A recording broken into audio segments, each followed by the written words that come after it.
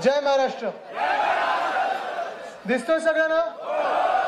ऐकू येतंय? कारण तुम्ही प्रत्येक कोपऱ्यात बसलेला सगळीकडे शिवसैनिक शिवसैनिक आणि शिवसैनिकच आहेत. आजूबाजूला वरती तिथे मागे पुढे. आणि हे जे वातावरण आहे, हे जे चित्र आहे, माझी एवढीच इच्छा आहे की जे गद्दार आहेत त्यांनी पण येऊन बघावं आणि त्यांच्याबद्दल लोकांच्या मनात काय भावना आहेत हे जरा ओळखून घ्याव्यात. जरा तो इथे आवाज शांत करा. सगळ्यांनी बुके खालती करा आणि सगळे जरा शांत व्हा. इथे सगळे शांत व्हा.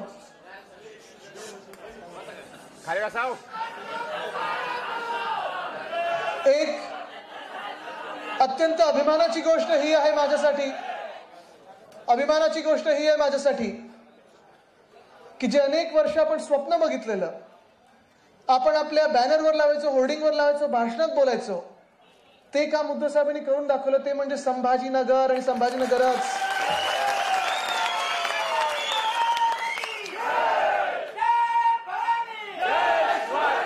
गेले अडीच वर्ष मी पाहत आहे, जवळून पाहत आहे. जेव्हा आपलं महाविकास आघाडीचं सरकार स्थापन झालं, उद्धव साहेब मुख्यमंत्री झाले, उद्धव साहेबांचा पहिला निर्णय हा रायगड किल्ल्याला 600 कोटी जे आपण देणं लागत होतं, पर्यटनासाठी होतं, डागडुजीसाठी होतं, रिपेअरसाठी होतं, ते आपण पहिला निर्णय आपल्या मंत्रिमंडळाच्या बैठकीत घेतला. आणि जो आता शेवटचा निर्णय होता मागच्या सरकारचा, तो संभाजीनगरचा होता.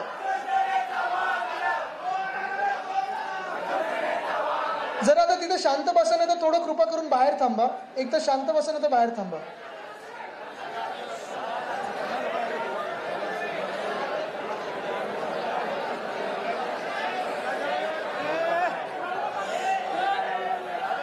बोलू का?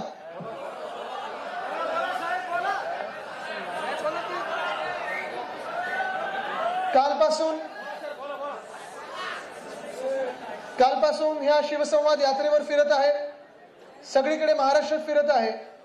त्याआधी मुंबईत देखील फिरत होतो, शाखेत गेलो, आमच्या कर्जतमध्ये गेलो, आणि सगळीकडेच एकच भावना मला दिसत आहे, ती म्हणजे उद्धव साहेबांबद्दल प्रेम आणि त्यांच्या मागे आशीर्वाद तुमचे खंबीरपणे उभे आहेत, हेच सगळीकडे मला दिसत आहे. ठीक आहे, आता थोडा वेळ हा जसा धूर पसरत आहे तसा राजकीय धूर पण पसरत आहे. धूळफेक होऊ नाही शकत पण, कारण महाराष्ट्राची जनता हुशार आहे, सगळं बघत आणि सगळं ओळखून आहे. प्रत्येक ठिकाणी माझे स्वागत झाले. स्वागत करत असताना मी कदाचित हेच सांगत होतो मगाशी. वैजापूरला होतो, सकाळी नाशिकमध्ये होतो, तिथून येत असताना मनमाडला गेलो,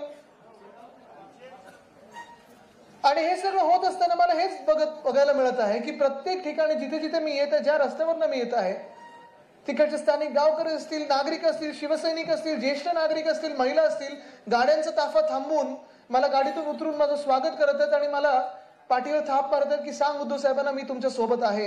ही भावना महाराष्ट्राची आज आहे.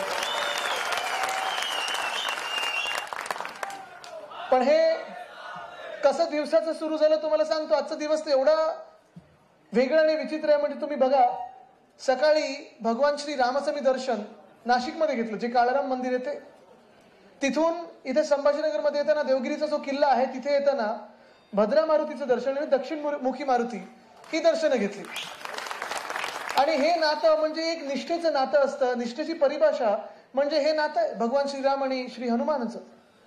आणि आज मला बोलायला कोणावर लागतंय? त्यांचं दर्शन घेऊन गद्दारांवर. पण हेच कलियुगातलं असेल कदाचित, काय मला माहिती नाही, पण त्यांचे आशीर्वाद घेऊन आणि तुमचे आशीर्वाद घ्यायला आज सर्व महाराष्ट्रात मी फिरत आहे. जसं मी सांगितलं, एक अभिमानाची गोष्ट, संभाजीनगर शहर झाल्यानंतर, नाव आपलं हे करून घेतल्यानंतर थोडा पोरकटपणा या नवीन सरकारचा आणि बेकायदेशीर सरकारचा करण्याचा प्रयत्न होता. जे जे आपण निर्णय घेतले होते त्यांना त्यांनी स्थगिती दिली. त्याच्यात कुठच्या निर्णयाला स्थगिती दिली त्यांनी? संभाजीनगर नाव जे आपण केलं औरंगाबादचं, त्याला स्थगिती दिली होती. उस्मानाबादचं धाराशिव जे केलं त्याला स्थगिती दिली होती. नवी मुंबईच्या एअरपोर्टला जे आपण दिवा पाटलांचं नाव दिलं त्याला स्थगिती दिली. मला वाटतं इकडे सगळ्याच संभाजीनगरकरांनी जेव्हा आंदोलनं केली तेव्हा त्यांनी तो पूर्ण निर्णय पुनर्गठित केला. पण कदाचित त्यांचं दुःख हे पण असू शकतं दानवे साहेब की नावाचा बदल तर झाला, नामकरण झालं, पण हे नामकरण करताना आपण कुठेही जातीपातीमध्ये धर्मामध्ये दंगली न करता केलं आणि म्हणून त्यांच्या पोटात कदाचित दुखत असेल. सगळ्यांना मान्य असं नाव हे आपण संभाजीनगर केलं होतं, पण दंगली नाही झाल्या, कुठचा वादविवाद नाही झाला, जातीजातीमध्ये वाद नाही झाला, धर्मांमध्ये वाद नाही झाला, दंगल नाही झाली. हे कदाचित त्यांच्या पोटात दुखलं असेल म्हणून त्यांनी विचार केला असेल, चला स्थगिती देऊया, थोडी दंगल घडूया, थोडा वादविवाद वाढूया आणि मग आपण नामकरण परत करू. पण मला अभिमान ह्या गोष्टीचा आहे की गेले 2.5 वर्ष उद्धव साहेब मुख्यमंत्री म्हणून आपण काँग्रेस आणि राष्ट्रवादी काँग्रेस बरोबर घेऊन जे काही काम करत होतो महाविकास आघाडीचं, मग कोविडचा काळ असेल, अनेक वेगळ्या वेगळ्या गोष्टींना आपण सामोरी गेलो आहोत, पण हा महाराष्ट्र शांत राहिला, प्रगतिशील राहिला आणि समृद्धीशील राहिला, ह्याचा मला अभिमान आहे. पण मी अभिमानाने सांगू शकतो की आपण औरंगाबादचं संभाजीनगर केलं, उस्मानाबादचं धाराशिव केलं, 3 ते 4 वेळा आपण अयोध्येला गेलो. नवी मुंबईमध्ये मी स्वतः जाऊन तिरुपती देवाचं दर्शन घेऊन तिरुपतीचं मंदिर आणण्याचा प्रयत्न केला आणि तिथे आपण 10 एकर जागा दिली आहे. अयोध्येला जेव्हा गेलो तिथे महाराष्ट्र भवनासाठी जागा मागितलेली आहे. पण हे सगळं होत असताना महाराष्ट्र आपला एकजूट राहिला, कुठेही कुठच्याही जातपात धर्म भाषेमध्ये वाद झाला नाही आणि ह्याचा मला अभिमान आहे. ह्याला बोलतात सरकार, ह्याला बोलतात शासन, ह्याला बोलतात मुख्यमंत्री. ह्या संभाजीनगरचं जर सांगायचं झालं तर मला तर एक पुस्तिका दिली आता आणि मी खैरे साहेबांना आणि दानवे साहेबांना सांगितलं ही पुस्तिका मला तोंडपाठ आहे, कारण ह्या प्रत्येक फोटोच्या मागे माझं देखील थोडं थोडं योगदान आहे. मी यांना सत्वत राहिलो, ते पण तेवढंच काम करत राहिले. देसाई साहेब दिवस रात्र म्हणजे मी त्यांची पण मेहनत बघितली. खरं देसाई साहेबांसारखा एकनिष्ठ शिवसैनिक, मला वाटतं त्यांचं वय आता 80 झालं असेल, तरी पण ते 50शीतले असल्यासारखे काम करतात आणि त्याच उत्साहाने काम करतात. मी खूप वेळा बघितलं त्यांचं काम, म्हणजे जवळून बघितलेलं आहे. आता माझ्यासोबत डॅव्हॉसला पण होते आणि तिथे जागतिक जी परिषद भरलेली, तिथे महाराष्ट्रासाठी 80,000 कोटीची गुंतवणूक त्यांनी आणि नितीन राऊत साहेबांनी आणलेली आहे. मी तिथे होतो, स्वतः बघितलेला आहे. स्वतःसाठी नाही आणली, महाराष्ट्रासाठी आणली. 2.5 वर्षाचे काम केले त्यांनी. कोविडच्या काळात महाविकास आघाडी सरकारमध्ये देसाई साहेबांनी उद्योग मंत्री म्हणून काम केलेलं होतं आणि तुमचे पालकमंत्री म्हणून काम केलं होतं. एका बाजूला ते शिवसैनिक म्हणून संघटना बघत होते, दुसऱ्या बाजूला त्यांनी उद्योग मंत्री म्हणून महाराष्ट्रात 6.5 लाख कोटीची गुंतवणूक आणली, इकडची ऑरिक सिटी वाढवली आणि इथे नोकऱ्या उपलब्ध करण्याचं काम त्यांनी करून दिलेलं आहे. पण तसंच मी त्यांना जेव्हा जेव्हा फोन करायचो की देसाई साहेब काय करतात, उद्या आपण मुंबईत हा कार्यक्रम घ्यायचा का, ते मला सांगितले आदित्य तू कार्यक्रम करून घे, मी संभाजीनगरला चाललोय, तिथे अनेक कार्यक्रम माझे लागलेले आहेत, तिथे लोकांची वेगळे वेगळे कामं करायचे, तिथे मी संभाजीनगरला चाललोय.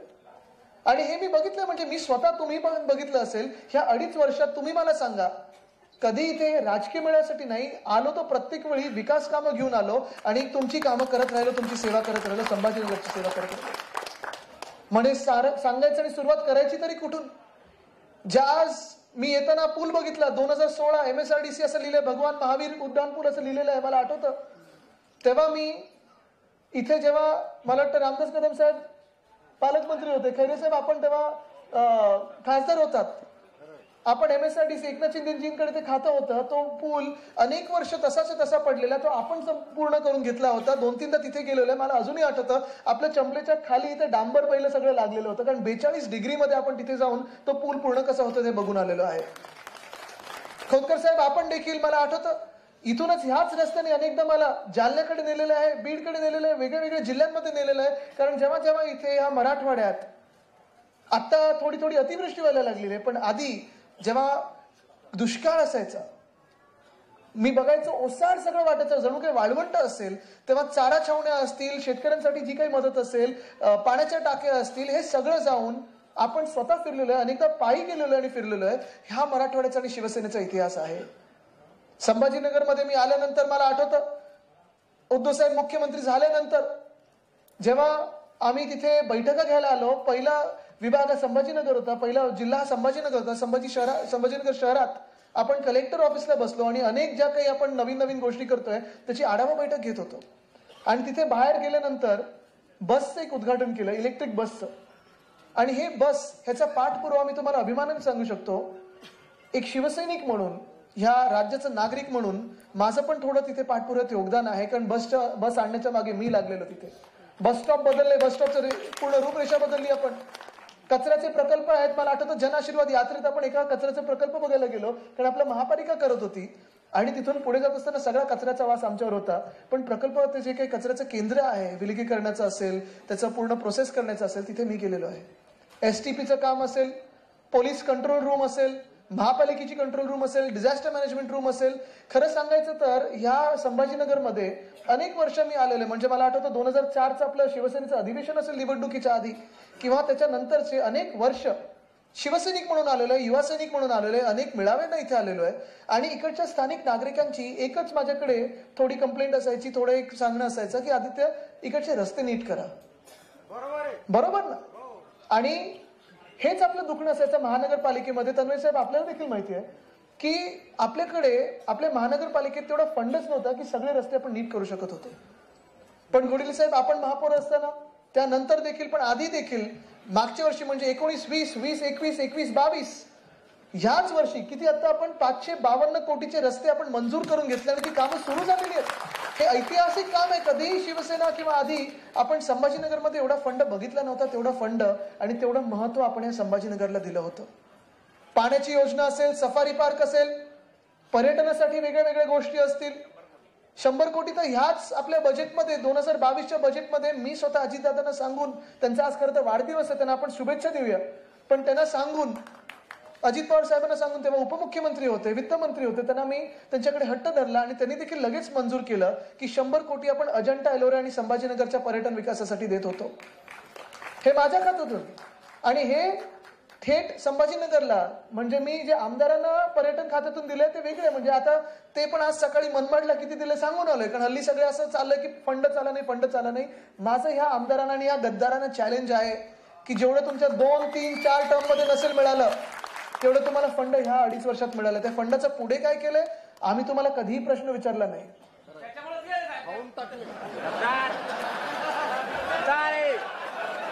म्हणून मी इथे गद्दारांवर बोलतच नाही, कारण तुम्हीच बोलताय, तुम्हालाच माहिती आहे तुमचे एकटे कसे होते. पण ह्या संभाजीनगरचा विकास हा जेवढा हृदयाच्या जवळ हिंदू सम्राट बाळासाहेब ठाकरेंच्या होता, तेवढाच पक्षप्रमुख उद्धव साहेबांच्या पण आहे आणि माझ्या पण आहे. अनेकदा आपण मला बघितलं असेल, काही काही लोकांनी बघितलं असेल, नसेल, मला वाटतं एक बातमी कधीतरी मध्ये येऊन गेली, ती खरी होती की मागच्या वेळी जेव्हा मी इथे आलेलो, 2 दिवसाचा माझा दौरा होता, अजंठा एलोराला पण जाऊन आलो, पण रात्री 1:30 की 1:45 वाजता मी आणि मला वाटतं अंबादासजी तुम्ही होतात, आपण इथे रस्त्यांवर पायी चालून बघितलेलं आहे की रस्त्यांचा दर्जा कसा आणि कुठून कुठे रस्ते जात आहेत आणि नवीन रस्ते आपण कुठे प्रस्तावित केलेले आहेत. मला कोणालाही त्या दिवशी गर्दी करायची नव्हती, कारण खूप वेळा असं असतं की राजकीय मंडळी आली की थोडे आशेपिशे फोटो काढायचे असतात, म्हणजे लोकांना कळतं की हा माणूस काम करतोय. पण मी रात्री 2 वाजता इकडच्या स्थानिक म्युन्सिपल कमिशनर अस्तिक पांडे होते, त्यांना घेऊन, पूर्ण जी कलेक्टर त्यांना घेऊन, खैरे साहेब होते, दानवे साहेब होते, आम्ही छोटीशी एक मंडळी केली आणि रात्री बघायला गेलो की हे संभाजीनगरचे रस्ते कसे होतात आणि चांगले होत आहेत. मग त्यांना मी थोडे अजून काही काही गोष्टी सांगत होतो की स्ट्रीट लाईटची डिझाईन कशी करू शकता, बस स्टॉपची कशी डिझाईन करू शकता, फुटपाथ काय रुंदीचा पाहिजे, मधला डिवायडर कसा पाहिजे. कारण ह्या सगळ्या गोष्टी जर संभाजीनगरला आपल्याला जागतिक स्तरावर न्यायचं असेल, ऑरिक सिटी जर आपल्या बाजूला येत असेल, अनेक वेगळ्या वेगळ्या गोष्टी येत असतील, तर आपल्याला ह्या गोष्टी करणं गरजेचं आहे. त्या पुढे फरदापूरला, अजंठा एलोराच्या बाजूला गेल्या 2 महिन्यात आपण कलेक्टर साहेबांना विचारा, मी 5 की 6 बैठका घेतलेल्या आहेत. कारण संभाजीनगरचं जसं एअरपोर्ट आहे तसं इथून 160 किलोमीटरवर ते फरदापूर आहे, अजंठा आहे, आणि त्याच्यासाठी मी खास वेगळं एअरपोर्ट मागणी करत होतो आणि त्याच्या तयारीच्या बैठका आपण 5 ते 6 घेतलेल्या, त्याचा प्रस्ताव देखील आपण पाठवत होतो. जेवढ्याही आपल्याला जेवढे उद्योग इथे आणण्याचा प्रयत्न केला तो संपूर्ण केला आपण. जेवढा विकास कामांचा प्रयत्न केला आपण पूर्ण केला. रस्ते असतील, उड्डाणपूल असतील, गार्डन असतील, पर्यटनाची विकास केंद्र असतील, कंट्रोल रूम असतील, इलेक्ट्रिक कार असतील, इलेक्ट्रिक बस असेल, प्रदूषण कमी करण्याच्या काही गोष्टी असतील, ह्या सर्व करण्याचा आपण प्रयत्न केला. मला हे पण माहिती आहे की आपल्या शेवटच्या मंत्रिमंडळाच्या बैठकीच्या आधी उद्धव साहेबांनी पाणी पुरवठा योजना पण पूर्ण करून दाखवलेली आहे. त्याला पण टेंडरमध्ये आपण मला वाटतं गेलेलो आहोत. पण हे सगळं होत असताना मला धक्का ह्या गोष्टीचा लागला की ज्यांना आपण आपले समजायचो आणि जे आता काही खोटं बोलतात की देसाई साहेब भेटायचेच नाही, याच पुस्तिकेत तेच आमदार प्रत्येक ठिकाणी आजूबाजूला देसाई साहेबांच्या बाजूला दिसत आहेत. म्हणजे आपण बघा ना, आता किती गोष्टी आपण हे करत आलो आणि खोटं बोलायचं तर किती बोलायचं. धक्का ह्या गोष्टीचा मला लागतो की ही सुवर्ण संधी होती संभाजीनगरला आणि मराठवाड्याला पुढे नेण्याची. कामं होत होती, रस्त्याची कामं होत होती, विकासाची कामं होत होती, उद्योग आपण आणत होतो, सगळं काही नीट चाललेलं. मग नेमकं ही गद्दारी करण्याची गरज काय होती? काय कमी दिलेलं जेणेकरून तुम्ही गद्दारी केली?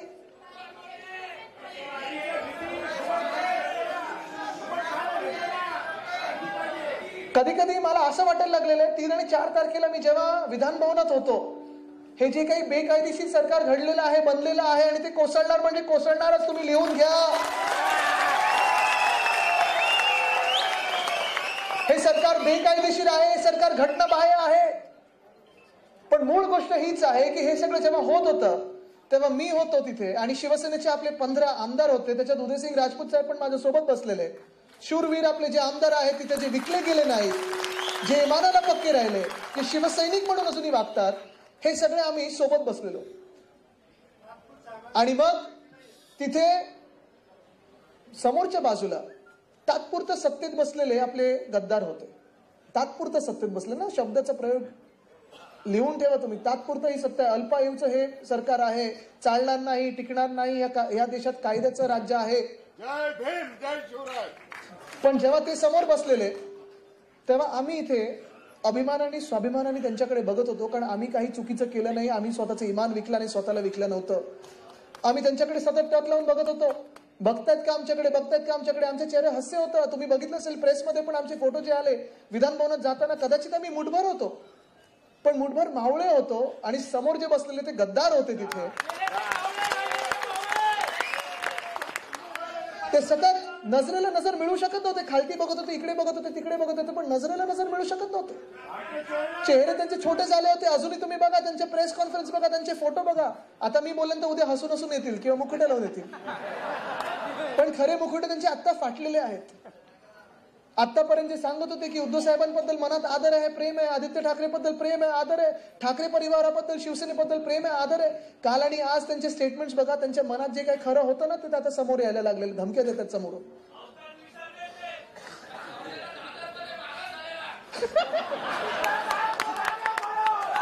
मगाशी मला तुम्ही आसूड दिलेलं, चाबूक दिलेला आहे, त्याचा वापर मी करणार नाहीये. कारण आता लोकशाही आहे आणि लोकशाहीच खरं शस्त्र हे मतदान आहे आणि मतदानाच्या पेटीतून तुम्हाला ते दाखवायचं आहे.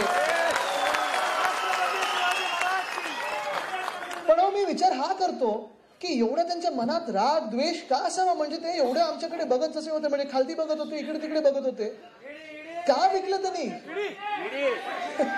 मला तर पूर्ण भाषण दिलं तर माहिती तेच येत आहेत.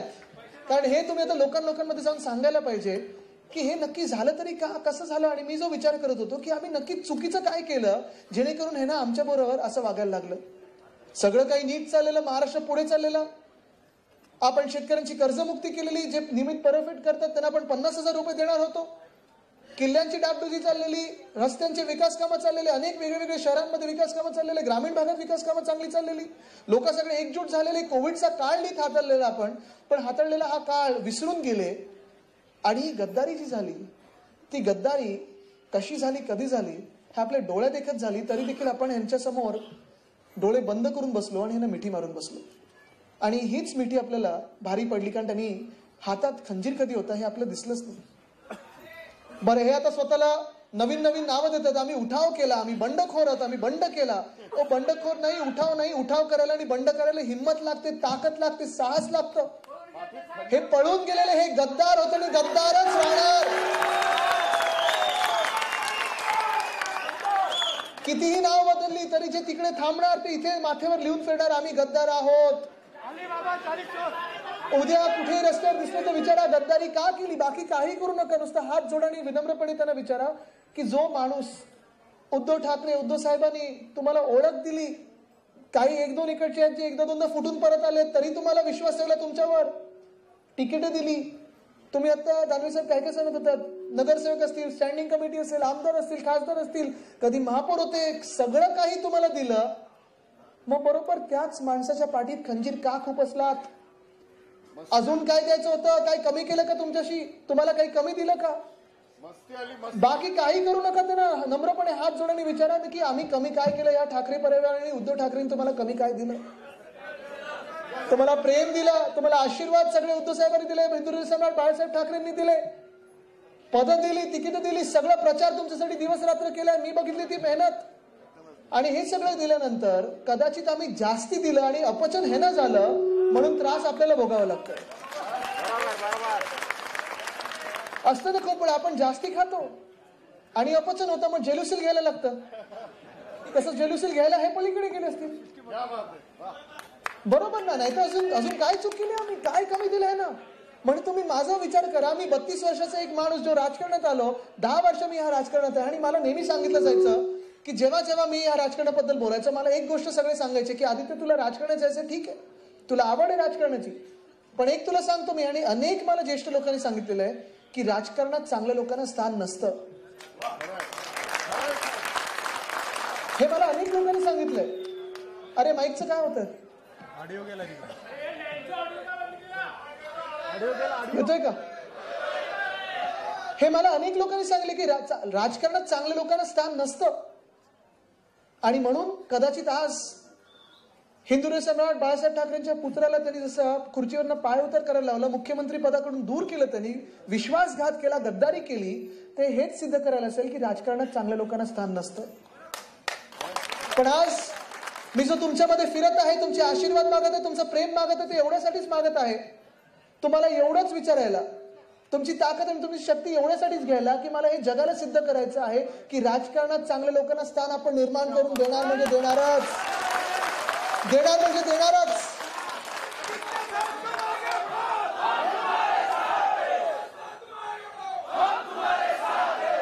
मी सगळीकडे फिरत आहे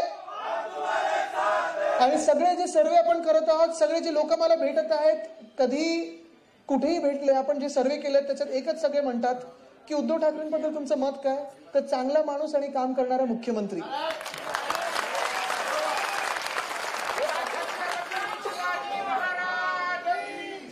मी काल परवाकडे मला एका मावशीनी जवळ घेतलं, काल परवाकडे दादा काल बस बस जरा मला बोलू द्यायचं. काल परवाकडे मला सांगतो ना तुला,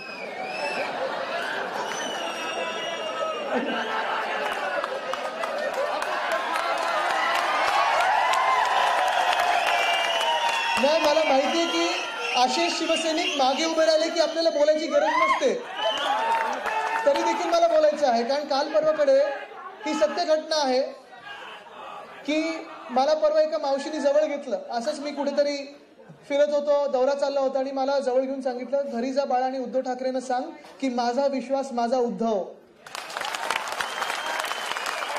ही भावना आहे आणि लोकांमधली भावना आहे. म्हणजे तुम्ही बघा, गेले 2-2.5 वर्षामध्ये जे जे सर्वे देश पातळीवर झालेले आहेत की मुख्यमंत्री सर्वोत्तम कोण, तर टॉप 5 मध्ये दोन्ही वेळा आपल्या महाराष्ट्राचं नाव आलेलं आहे, उद्धव साहेबांचं नाव आलेलं आहे. आणि मग हे असं सगळं काम चालू असताना नक्की यांच्या पोटात दुखलं तरी काय की सगळं नीट चाललेलं आहे, तुम्हाला सगळं जे काही देऊ शकलो ते दिलेलं आहे. काही काही लोकांना तर अशी पदं दिली, अशी मंत्रीपदं दिली जी कधी कुठच्या मुख्यमंत्र्यांनी सोडली नव्हती. 35 वर्ष असतील, 40 वर्ष असतील आपल्याकडे ठेवलेली अशी जेव्हा तुम्हाला पदं देतो, तर नक्की तुम्हाला अजून काय पाहिजे होतं, काय घ्यायचं होतं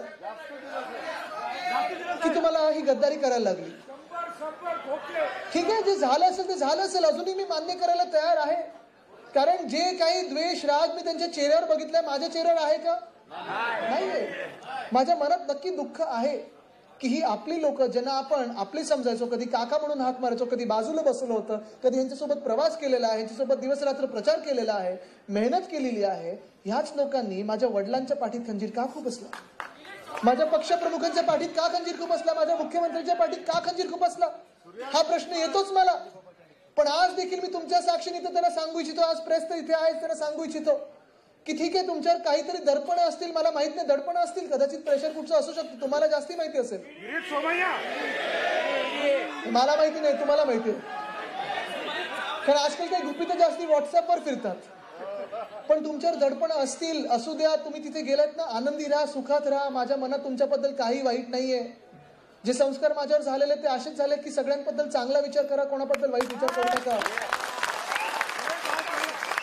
पण आज मी त्यांना इथे सांगू इच्छितो, इकडचे जे गद्दार आहेत त्यांना पण, आणि सर्वत्र महाराष्ट्रात जे 12 खासदारांनी जे काही 40 गद्दार, त्यांना सांगू इच्छितो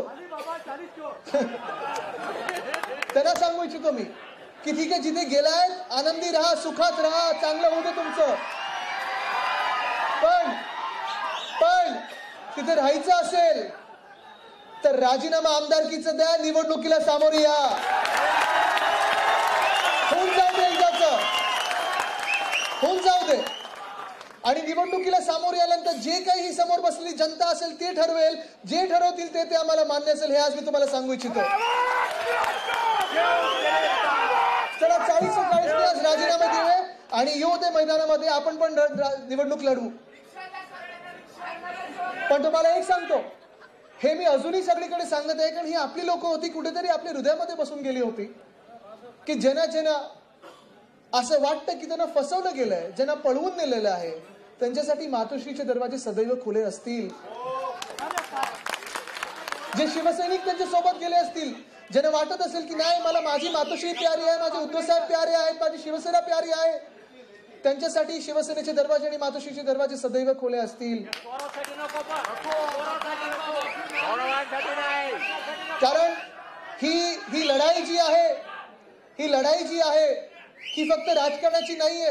ही गद्दारी जी त्यांनी केलेली आहे, ही उद्धव साहेबांसोबतच नाही, शिवसेनेसोबतच नाही, महाराष्ट्रासोबतच नाही, देशासोबतच नाही, राजकारणासोबतच नाही, तर माणुसकीशी यांनी गद्दारी केलेली आहे. माणुसकीशी यांनी गद्दारी केलेली आहे. गद्दारांना घेऊ नका साहेब. मला जे काही आता कळत आहे, जरा ऐकून घ्या, बसून घ्या.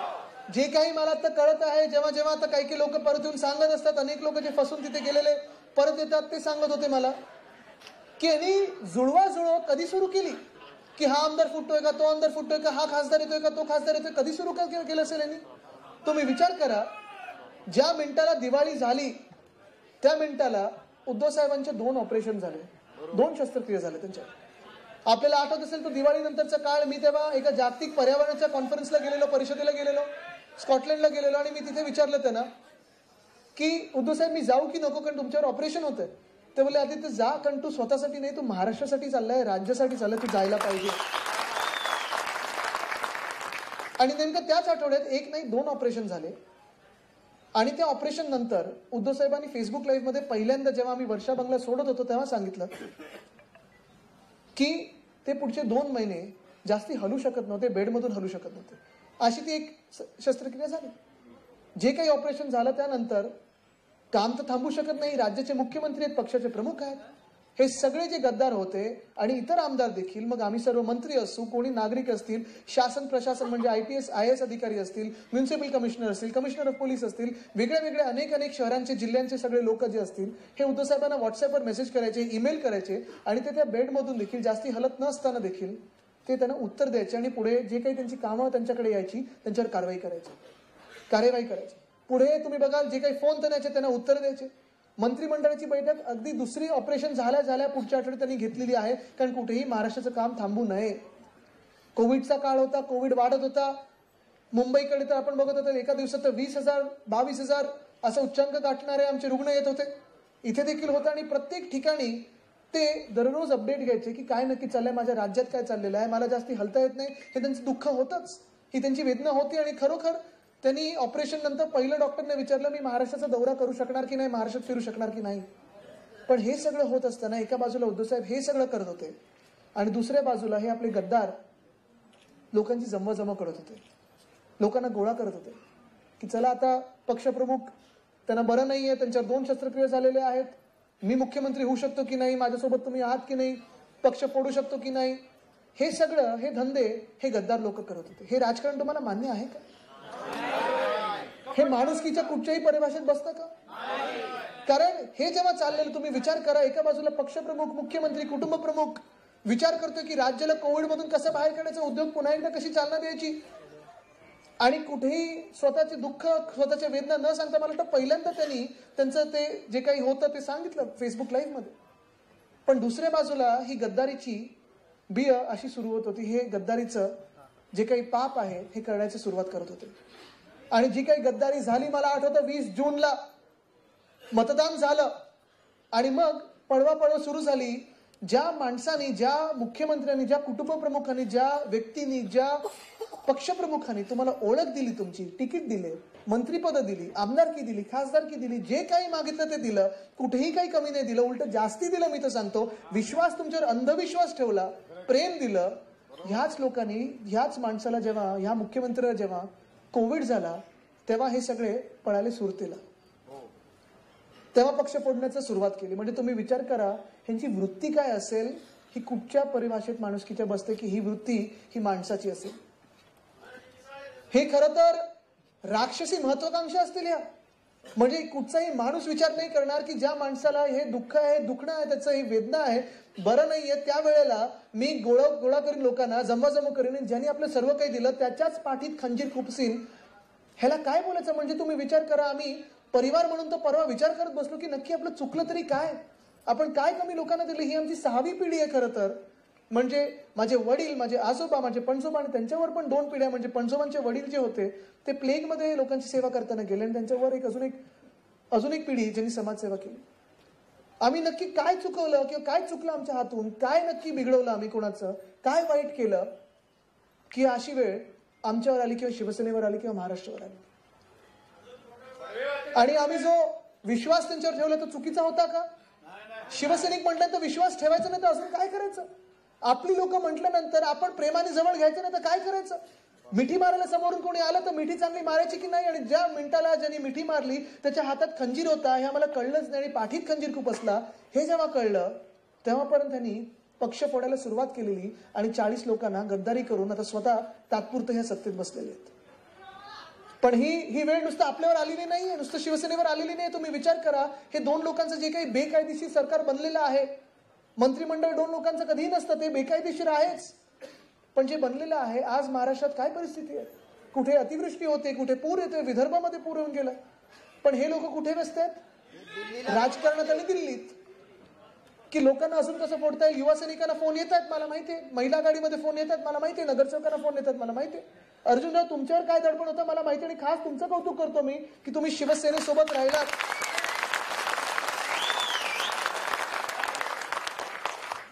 पण हे सगळं मला तरी पटणारं राजकारण नाही. हे आपल्याला बदलायचं आहे आणि म्हणून आज मी तुमचे इथे प्रेम आणि आशीर्वाद घ्यायला आलोय. कारण तुम्ही विचार करा, जेव्हा आम्ही चौघं घरी बसतो आणि विचार करतो की काय नक्की चुकवलं, तेव्हा दुःखातून पुढे यायला आम्हाला तुमची सर्वांची गरज आहे, तुमच्या प्रेमाची आणि आशीर्वादाची गरज आहे. मनात कुठेही अजून राग नाहीये. राग असतं तर तो चाबूक वगैरे आम्ही आपटलं असतं.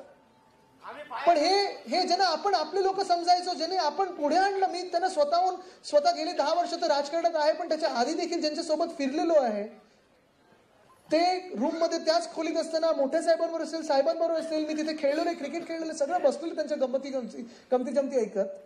ह्या लोकांना आपण सर्व काही दिल्यानंतर हे आपल्याला असं वागणूक देतील, हे दुःख नाही तर अजून काय असं. तरी देखील आज जे काही प्रेम मिळत आहे आम्हाला लोकांकडून असेल, सगळीकडून, तुमच्याकडून असेल, जनतेकडून असेल, प्रत्येकाचा विश्वास हा उद्धव साहेबांवर आहे. कारण चांगला माणूस आणि आपला माणूस म्हणून त्यांची ओळख झालेली आहे. इथे मी काही लढाई पुकारायला आलेलो नाहीये. मला माहिती आहे की आपण जेव्हा मतदान असेल तेव्हा तुम्ही जिंकून दाखवणार म्हणजे दाखवणारच. पण आज तुमचं प्रेम आणि आशीर्वाद घ्यायला आलं आणि ते प्रेम आणि आशीर्वाद मला जरा हात वरती करून तुम्ही द्या. हेच प्रेम आलं पाहिजे आणि हेच आशीर्वाद पाहिजे. जेवढंच घेऊन पुढे निघायची आपली परवानगी घेतो आणि असंच प्रेम आणि असेच आशीर्वाद आमच्या सोबत नेहमी ठेवा. नक्कीच नावाला जगीन आणि कामाला.